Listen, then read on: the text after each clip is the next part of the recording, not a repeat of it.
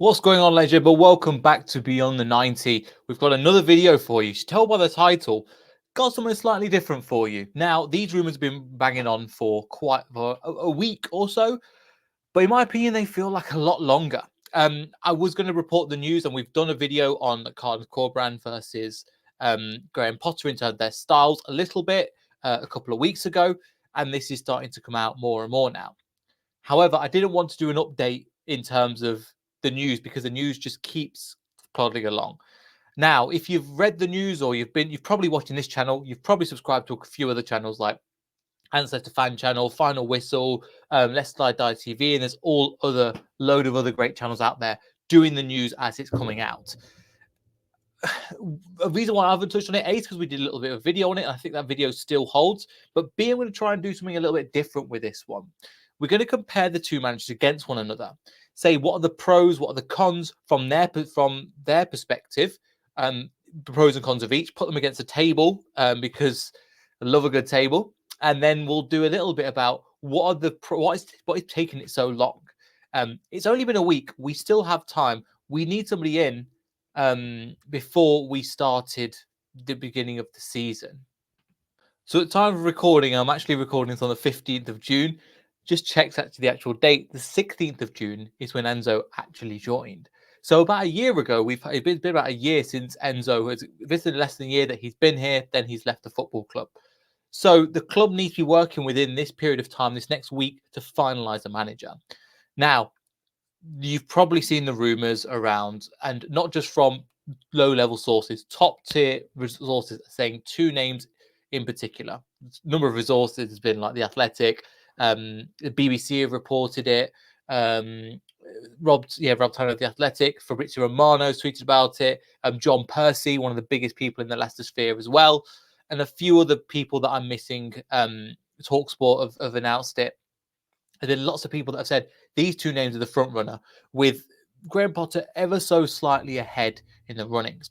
What we're going to do is going to break down the best way I know how, again, as mentioned before in the presentation, and explain the pros and the cons of each, put them together, and then also from their perspective, what would be the best. So let me bring this up on screen now. Again, this is shocking, but it's about the information. And not the best editings here. It's more about giving you the information, the analysis. So first of all, what we're going to look at in terms of Graham Potter, what are some of the pros?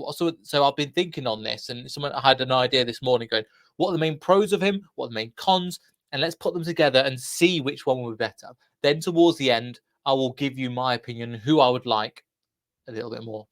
So the first obvious pro that from the likes of Graham Potter, Premier League experience. With the likes of Chelsea, with the likes of Brighton, he's played in a way that he's got Premier League experience. With the likes of Corberan, he hasn't actually got that experience as of yet. So obviously the main benefit of this is Premier League experience. And not just that, because the likes of David Moyes and Steve Cooper obviously had the experience as well. It's a possession-based system. I've been listening to Leicester Till I Die, so Chris on Leicester Till I Die, and he was mentioning specifically about when Rob Tanner was on. They want a manager that plays a similar style, which is why these two are being put together so similarly, because they play a position style of football, which I think is, which is why, again, possession base is so important for Maresca. And what's something that I don't think mentioned too much about his tactical prowess or proactivity, or he's tactically proactive and malleable. He will change it up according to the people that he's put into position. He won't just, Enzo was very one formation, one style. Yes, it varied ever so slightly, but it was very dogmatic. This is the way we play, and we play like this until I leave the football club. With Graham Potter, yes, he plays three at the back, but he can change it. He'll play two strikers up front. He'll play different midfield. He'll play wing backs. He'll play inverted right backs. He will play different things, and according to what he's actually got at the moment. So I think tactically, it's something that Corberan has been labelled with, which I definitely agree. But I think Graham Potter needs to be mentioned more about his tactical proactivity as well. Again, his age at the moment, looking at how old is he? He's 49 years old. So for a manager, still relatively young, but he's hungry. He's hungry to go right to the top. And I think that's why he took the job against Chelsea. Even though it was a again, a great offer, new team, all these new players that are coming in. I remember João Felix even came to them during his reign as well. He's a hungry manager, and that suits the club down to a T. We're a young team, we're a hungry team, and Brendan Rodgers, Graham Potter. I'll never see. I try not to say that game ever again on this channel. Young, hungry manager, which I think again fits into the idea and the personality of what we're trying to achieve with the club. He's had a year out in the game.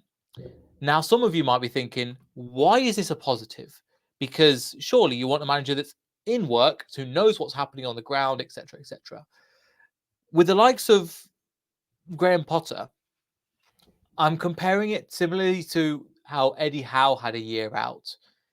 Came back to Newcastle, and yes, this season hasn't been amazing, but he came back with that hunger.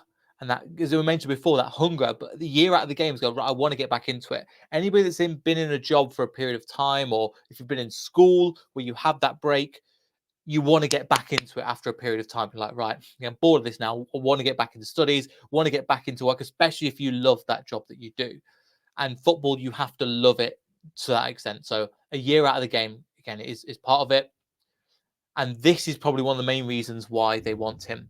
Leicester City have I think a tier 1 academy with fantastic facilities. But we have a really good track record of promoting youth. Even this season, we've been surprised we haven't seen the likes of Will Alves, because by the time he was fit, I think we're coming towards the crunch end of the season where we just needed results. Sammy Braybrook, we haven't seen, but we've seen people like Kindredby Hall come through, Hamza Chowdhury come through. We're looking at Casey McAteer most recently as well. Even players like Fatawu, Marcel maybe on the fringes as well. We have a style and formation that we want, and we promote youth. Now, you look at the players that he promoted under Brighton, the likes of Solly March. There's a few other ones. My brain's going blank. The likes of Cucurella is another one. There were so many players that came through under that system. Players that ironically got on to play for Chelsea. The likes of what was his name, the Ecuadorian guy. Why have I forgot his name? But yeah, so he has this is probably one of the main selling points: the possession-based, young, hungry, but also promoting youth. And lastly, he's West Midlands based. There's something that people don't know about as much. Apparently, he's based over near Solihull. So even during his time in Brighton, he would commute. He would stay there for a few days, then go back to his family for a couple of days, then stay down in Brighton. So the fact that he's only based around the corner is something that I think is good for us. So that's some of the main pros that we've got, and a lot of them, as you can imagine, people are licking their lips, going, "Yes, that could be something to look for." So the main cons I can think of, his stock is really high at the moment. Not the highest it's ever been. I think the highest when it peaked at Chelsea, and it's kind of come down a little bit. However, he's just like Maresca. If something happens similar to Maresca, the job he'll get out of it will be a really decent job. He's probably umming and ahhing, waiting for England to see what happens, because I think he's a really good candidate for the England squad, for the England job. Now, an England job, regardless of how you think of it, is a bigger job than a Leicester City job. He will have less control, but it's still a phenomenal opportunity that could skyrocket him further than the Leicester job potentially could. The Leicester job is still a good ceiling. You've like the likes of Enzo Maresca. One season at Leicester City has gone on to the Chelsea job, one of the biggest, and a lot of money behind that. So he may be waiting for that England job. Compared to the likes of Carlos Corberan, in my opinion, he will want higher transfer demands. Now, we won't have a lot of money this summer, let's be honest. And if we are, we're not going to buy a 30, 40 million pound player. We don't have the funds. We will do it potentially if we get in the right situation. We can't go through FFP again. So we're going to look at 10, 15 million pound players, potentially less than that, to recruit and to bring into this squad to take it to another level. At the moment, that higher transfer demands, this is something that he will want. Is that something that we can offer? Potentially the future, yes, but we have to look at right now. We're trying to get somebody for right now for the future. So that higher transfer demands is definitely something. Another thing I think I've not put on here, his attacking style, as great as it is, maybe we need something a little bit more pragmatic and a little bit more realistic for the short term. Graham Potter would be a good long-term target. However, in the short term, is he the kind of person to get us out of the relegation mess? Because let's be honest, with the points deduction, with the players that we've got, but the points deduction, if that's 6 points, if that's 15 points, anywhere in between, we're going to need somebody to come in and secure that. And it doesn't necessarily mean playing this expansive style. So he has got experience, but again, 49 years old, he's still a young manager. So with the bigger clubs, you look at likes of Brighton, are they a bigger club? At the time he was managing them, they're in this midpoint. Chelsea was obviously a big step and the next step up. But in general, he's got a bit of experience, probably more so. Look at the likes of, he was, what was it called? Ostersund, then Swansea, Brighton, and Chelsea. So he's got 4 jobs. Ostersund was again, 7 years over in Sweden. They did well, I think, in the part of the Europa League, but again, then went over to Swansea and played that kind of style. So with bigger clubs, does he have that? And where is Leicester? You would say that Leicester were in the position of a Brighton, and he was only there for what, a year and a bit? Let me have a look. Oh no, he was there for 3 years. Where's my brain going? For 3 years, thereabouts. So 2 years. So he was there for a couple of years. So that's some of the main disadvantages that I've got with the likes of Graham Potter. Now, none of them are like, oh my God, that's a deal breaker. However, these are just factors to consider. Listen, if there's anything that I'm saying at the moment, there isn't a lot of gap between Carlos Corberan and Graham Potter, but I'm trying to put them into one place. So you've got, okay, we're talking about small margins, but I want to show you those small margins to go, right, who would you like because of this? And B, which one suits you better, or which one do you think suits the club better? So I'll give you my opinion later, and again, leave your comments in the thoughts down in the comments down below. Now on to Corberan. You see, I've had a little accent thing as well, copy paste from Wikipedia, but something to think about. So we're going to be looking at, just like before, looking at some of the pros, then look at the cons afterwards. Some of the main pros: he does well on a low budget. So with the likes of Huddersfield, didn't have a lot of money to spend. You look at the likes of West Brom, where he's had very, very little money to spend. And he's achieved great stuff with it. His branch at Olympiacos was, I don't really know too much about it, but I've known a few colleagues from previous jobs that are West Brom fans and also Huddersfield fans, because there was, anyway, the company used to have an office up there. So I'll speak to them about what they think about him. And they both love him. They both thought he was, again, obviously West Brom still love him. They don't want to lose him. And Huddersfield fans thought, do you know what? He did it really well with a limited budget, with not a lot of time, and transformed that team into a more expansive way of playing.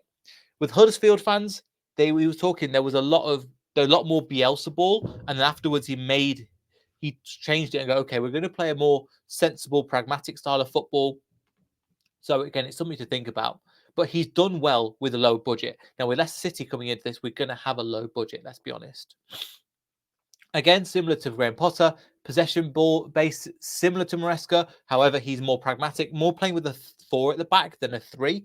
However, he can change it up depending on what his squad needs, which is kind of my point. So he's proactive, he's malleable, he will change it up. Now, I think he will change it up more than Graham Potter, in my opinion, but both still managers will give considerations to how they decide to play. So with, again, tactical, proactive, and malleable, I think with the likes of Graham Potter, that is more. So with Corberan, it's more so, but we're talking like a 7 and 8 out of 10. Both are still great, but it's just something to bear in mind, some of the pros. Again, mentioned before, 2 tough rules. He wasn't just given, like an Enzo Maresca, given keys and give us money we can do what he wants with. He was given a limited budget, and he overachieved. I wouldn't say he delivered, that's being kind. He overachieved with both of them clubs, with the ways that he did. Huddersfield, he did, and then West Brom recently, he just fell down at the final hurdle when it came against Southampton. But the amount of money that Southampton spent, the squad that they had, they just crashed through. But again, he's a manager that is overachieving with a team at the moment. Again, just like before, he's a young manager. He's hungry. He wants to achieve, and he's looking for that opportunity to have a step up into the Premier League. And again, with just like Graham Potter being Birmingham based, West Brom obviously being West Midlands based, it's not too far. It's not like he has to transfer a load of stuff, and he's got a buyout clause of about 4 million, which we'll get into a bit later. But so yeah, that's some pros of Corberan. We'll look at some cons as well. This is something that I don't think has been picked up long enough. But again, his CV isn't that big, but he hasn't got a proven track record with younger players, with the likes of compared to the likes of Graham Potter. His mixed results. I'm not saying they're completely all good or all bad. There's a mixed bag there. With West Brom, he's not really bedded that many youth players in, but that could also just be because he's not had the opportunity. He's not had the budget or the finance, or maybe the academy is not as strong as the one at Leicester City. So there's mixed results in terms of youth development. As obviously one of the main ones, there's no Premier League experience. He has overachieved at them two clubs, Huddersfield and West Brom, definitely. However, is there going to be Premier League experience? Another thing to add into there as well, maybe Corberan wants to stay because the new ownership that's coming into West Brom is going to put a lot, well, they're saying it's going to put a lot more money into West Brom. That could be another con to play against Leicester, try and make him stay.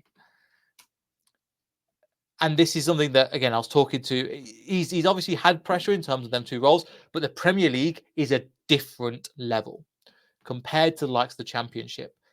With Graham Potter, as bad as it is, as he's achieved under Chelsea and Brighton, that was more pressure than a West Brom or a Huddersfield. So I wouldn't say he's unproven, might be the unkind word, but he's less proven when it comes to handling the pressure. And the Premier League is that intense, pressurized league where the Championship is, but it's over a longer period of time, and there's more money at stake coming into the Premier League than there is in the Championship. Buyout clause is £4 million, which I know that some people have ummed on and said, "Oh, we have not got enough money for that." That's just for him. Bearing in mind, we need to replace 6 other people, or 6 people in total. I can't remember, 6 other backroom staff members that went with Enzo. With the likes of Graham Potter, he's, from what I've read, he's already been bought out of that. So he's a free agent, essentially. There's always buy-on clauses, or like so sign-up fees, etc., with admin and extra things and agents, etc. However, I forgot when he signed his new contract, but Corberan did sign a new contract recently as well. So he's got a buyout clause of just 4 million, which isn't a lot of money, but that could be a sticking point for Leicester City. And again, where is his ceiling? With the likes of Graham Potter, we've seen him come up and we've achieved. He can see potentially where his level is. With Carlos Corberan, he's a young, hungry manager, don't get me wrong, but where is his actual ceiling? Because I'm not sure at this moment in time where his ceiling is. And I'm saying that as a positive and a negative. It's just we don't know. Is he going to be a manager? I think if he does come, I think he will keep us up, in my opinion. However, where is his ceiling and where is the ambition of Leicester City? We've won the Premier League, we've won the FA Cup, we've finished in 5th twice, finished in 8th, we've got relegated, we're all over the place.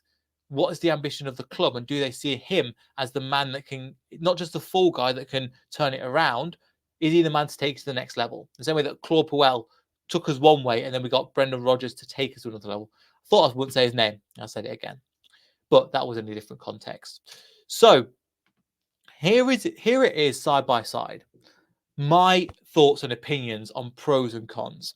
I sat there and I thought about it, and I was like, let's just get them all out on paper. There's a lot of crossover. The young, hungry manager, the base in West Midlands, the possession style similar to Maresca's.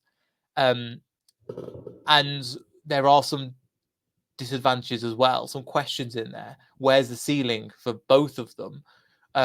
With Graham Potter, why would he not wait for the England job? Even though he looks, there's a lot of good benefits to be at Leicester City. Now, we've done it from our perspective as looking at them going, which one would you like? Now it's worth turning the tables and look at it from their perspective. For Potter and Corberan, what is something that they want to see? So I put a little pro and con together for Leicester City. So the pros of it, again, Premier League, not just experience, but experience, Premier League established for the last decade or so, we have been an established Premier League team, achieving some great feats as well. Training facilities and future stadium expansion. So the club is ambitious. They're moving towards that. And I think that's something, especially since the training ground is so elite, so good. This is something to mention. They back the manager. Even with the likes of a manager will look at Leicester City and go, oh my God, like the way that we got relegated, but it's because we backed the manager so much. We see that as a negative because our club's going down. However, for the next manager coming in, or for Enzo Maresca, he saw, do you know what? They backed Brendan Rodgers and they gave him enough opportunity to turn it around. Unlike the Chelsea job, where you get fired, or Watford job, for example, you're not enough, fired. Not good enough, fired. There's stability there, and people aren't always in it for the money. I put this nicely, but the club has a good reputation. Speak to other fans and speaking when I go down to meet people that have come down to the ground or have gone there to the ground, the reputation of Leicester is good, and a lot of that is down to the ownership. In terms of how he's run the club, obviously with the helicopter incident, etc., us winning the league, we've had it all. But the club's reputation is good. I do this when I teach people, and I mention that a good reputation will weather you through bad storms and good storms as well. So when things go badly, your good reputation will kind of pull you through, which is why you see the likes of us weathering a storm, but we know we've got the backing. So we're still the good guys. Again, I use that quotation marks. All billionaire owners, to some or another, are probably crooked and have done something that's immoral or unethical at some point to get to that stage. Otherwise, everybody would be one. Ambitious and proven. So in terms of Leicester City, we are an ambitious club, but we're not just ambitious we say we're ambitious. We've proved it with winning the FA Cup, with giving money to players, and getting us in a financial situation because we want to challenge the elite. That's not just saying ambition, that's showing ambition. And even though, yes, we're in FFP trouble, that is going to be something a manager will look at and go, do you know what? They're not just saying that we're ambitious, we're proving that we're ambitious. I've put Martin Glover in there, who's the head of transfers and scouts, head scouts or head of recruitment, at Leicester City. And I think he's known quite well. I think it's something that I don't know if he's worked with Potter or Corberan before, but he's well trusted in that space, and he's brought in because he's so well loved by his time at Southampton, and what he for Tau apparently was all Martin Glover, what he was looking at as well. Another one, as we mentioned before, long-term projects for managers. They're not just buying in the short term, they're buying into that long term as well. And they have a history of developing youth players. So that's something that, again, it can be a con for some managers, but the two ones we looked at are definitely pros. The fact that we have a great academy, a tier 1 academy, and we want to be able to go and develop young players. Some of the cons. So again, unknown points deduction this season. There's a lot of, I won't say instability, but if they don't want that on their CV, that's going to be something that relegates them outside of their control, because it's not in their control about the point deduction. However, it is in their control if we get relegated because of it. And this is playing into the second point. They didn't, and managers talk. They would know that Enzo Maresca and Brendan Rodgers weren't told about the financial situation. You cannot hide this anymore. The fans know it's come out in the public. Instead of the club not funding, it's coming out by massive organizations. Sky, BBC have all reported on it. So, again, two huge organizations that have done it. But the last two managers have been uninformed, and that works against us. They won't have this is kind of a smaller one, but they won't have full access to the transfers with the likes of Brendan Rodgers, who again kind of did what he wanted at pretty much one point, brought in whoever he wants because he said, yeah, it's a good player. Again, it's backfired on us. And also, there are bigger clubs with bigger budgets. That says Cubs, doesn't it? Knew I'd get some spelling wrong in there. But yeah, bigger clubs with bigger budgets. So that could be so. For example, England job for Graham Potter is an example of that. So I've gone through that. I'm going to spend 25 minutes talking about the individual bits. I think you've got an idea of where I'm going. but just give you the pros and cons from my perspective. There's probably other pros and cons. Get them in the chat if you want, if you know of any. What do I think and who do I want? Can I be honest with you? I'd prefer Corberan. I think Graham Potter is umming and ahhing and doing this. For me, you have to set a deadline and go, look, we want you, but we can't be doing with this anymore. Put a deadline in place. So, for example, if from next Friday, you've got 7 days. If we don't get, we going out and getting that manager. We are known as the good guys, as mentioned there. However, I don't want us to be just taking advantage and somebody goes, please, please, please, please. It just comes across wrong and desperate. And we don't really want that for our club. And Graham Potter might hold out for the England job. He's not guaranteed to get, but I think he's a strong contender. And he'll be working at the England job with some of the best talent in the world. We will have good talent, but not to the same level of England. England's got a phenomenal squad at the moment. So that's my 2 cents on it. I genuinely prefer Corberan. I think he's the right ilk of managers to go for. I'm just sure where's his ceiling? I don't know. Could he get top half in the Premier League? That's something that potentially Graham Potter can do. Either two that we get, because this has been reported widely, I'd be really happy with. I'd be happy with the Corberan. I'd be happy with the Graham Potter. I'd lean, in my opinion, slightly towards Corberan. And I know there's more work because he's currently in a job, etc. And he's not got Premier League experience. And talking to, if you watched the video with Anil and Ant we did a couple of weeks ago, they really sold me on the idea of Corberan. And we might do a tactical analysis in more detail, but there's some really good tactical analysis out there. If that was to come true, I'll go into it and we'll get some Brighton fans on and talk about it if Graham Potter's the other way around. So that's my thoughts on it. A bit of a longer video, a bit different. Again, slideshow presentation, etc. But again, it gets my thoughts out in one document. Do you disagree? Do you agree? Let me know in the comments down below. Thank you all for tuning in. Like, comment, subscribe. The transfer window is open and it is becoming a little bit of silly season at the moment. But when there is concrete evidence, just like this, I'll make sure to bring out videos and analysis along with that. Trying to bring out something different that you would get onto other channels as well. If you enjoyed the video, like, subscribe, all that good stuff. We'll see you all in the next video. So goodbye.